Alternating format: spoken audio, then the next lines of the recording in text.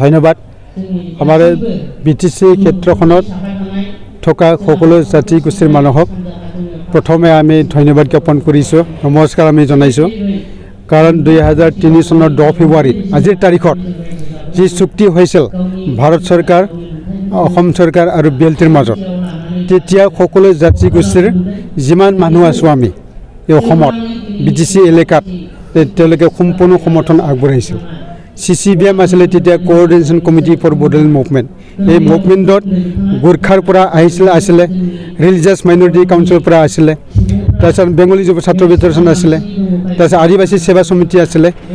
আমাৰ বিটিসি ক্ষেত্ৰখনত যিমানখিনি জাতি গোষ্ঠীৰ মানুহ ভাগ কৰিছিল তেওঁলোকে সমৰ্থন কৰাৰ কাৰণে সৰু অসম ছাত্ৰ সন্থাই সমৰ্থন কৰাৰ কাৰণে আৰু অল পাৰ্টি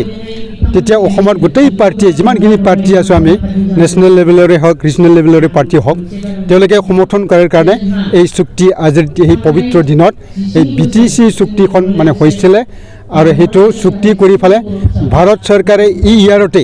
2003 চনৰ এই নৱেম্বৰ মাহত আমাৰ সংবিধানত তেওঁলোকে অন্তৰ্ভুক্ত কৰিছিল পাৰ্লিয়ামেণ্টত পাছ কৰি মানে কৰিছিল আমি ভাৰত চৰকাৰকো আমি ধন্যবাদ জ্ঞাপন কৰিছো আৰু এই অঞ্চলত থকা সকলো জাতি গোষ্ঠীৰ মানুহে যেটো সমৰ্থন আগবঢ়াইছিল তেওঁলোকলৈ আমি একদম অশেষভাৱে আমি ধন্যবাদ জ্ঞাপন কৰিছো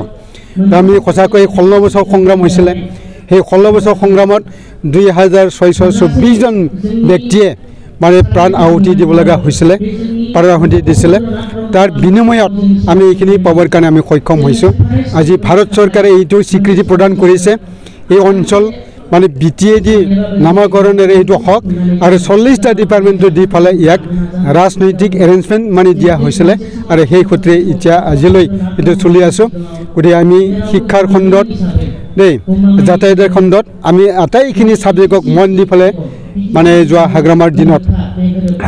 কাম কৰা হৈছিল গতিকে ইয়াৰ কাৰণে আজি এই বিটিসি ক্ষেত্ৰখন কিছু নহয় কিছু আজি উন্নত হ'বৰ কাৰণে আমি সক্ষম হৈছো গতিকে আমি জানো আজি এই বিটিসি ক্ষেত্ৰখনত 2003 চনৰ তাৰ আগমুহূৰ্তত একোই নাছিল ৰাস্তা ঘাট একোই নাছিল দলং একোই নাছিল ৰাস্তা আছে দলং নাই দে এনে পকি ৰাস্তা কোনো মানে নাছিল তা আমাৰ হিচাপত 10 কিলোমিটাৰ ৰাস্তা আমাৰ পকি নাছিল গতিকে আমি 17 বছৰ আমি চলাই আহিছো এই 17 বছৰত প্ৰায় মানে 3000 কৈ ওপৰত আমি পকি ৰাস্তা বনাবৰ কাৰণে আমি সক্ষম হৈছো আৰু 2500 ৰ ওপৰত আমি সঁচাকৈ RCC ব্ৰিজ বনাবৰ কাৰণে সক্ষম হৈছো আজি বড়োলেণ্ড ইউনিভাৰ্চিটি এই বিটিসি চুক্তি হোৱাৰ কাৰণে আমি পাবৰ কাৰণে সক্ষম হল আজি CIT ডিম ইউনিভাৰ্চিটি হৈ গল কিহৰ কাৰণে হল এই যে বিটিসি চুক্তিৰ কাৰণে আজি আমি ডিম ইউনিভাৰ্চিটি আমি পাবৰ কাৰণে সক্ষম হল নাৰ্ছিং কলেজ আমি পালো মেডিকেল কলেজ আমি পালো গতিকে এই বিটিসি চুক্তিৰ যোগেদি আমি আটাইখিনি আমি পাইছো কিন্তু আজি এই মুহূৰ্তত আমি কৈছো প্ৰমোদ বড়ো ডাঙৰীয়া যেটো সংবিধানে আমাক অধিকাৰ দিছে আপনি যে বিটিআৰ চুক্তি কৰি ফলে এই বিটিআৰ চুক্তিখন কোনটো ধাৰাত ভাৰত সংবিধানৰ কোনটো শিডিউলত মানে লিখি আনা হৈছে আৰু কোনটো ধাৰাত এটো চলাই আছে গতিকে হেতু ৰাইজৰ আগত আহি পালে তেখেতে হেতু ক্লিয়াৰ কৰি দিব লাগে হেতু আমি অনুৰোধ কৰিছো থ্যাংক ইউ আমি পাৰ্টি হিচাপে হেতু থাকিয়ে পাৰ্টি হিচাপে আমি সদায় আমি মানে কিবা থাকিম ইয়াৰ শাসনত আহিবৰ কাৰণে কিয় মেন্ডেটটো কোনে দিছিলে যে 2020 চনৰ ক্ষেত্ৰত মানে 2020 চনৰ যেটো মানে ইলেকশন সেই ইলেকশনত মেন্ডেটটো কাক দিয়া হৈছিল কোনটো পাৰ্টিক দিয়া হৈছিল ৰাইজে 17 বছৰ বিপিএফ পাৰ্টি ভাল কৰিছিল বলে বিপিএফকে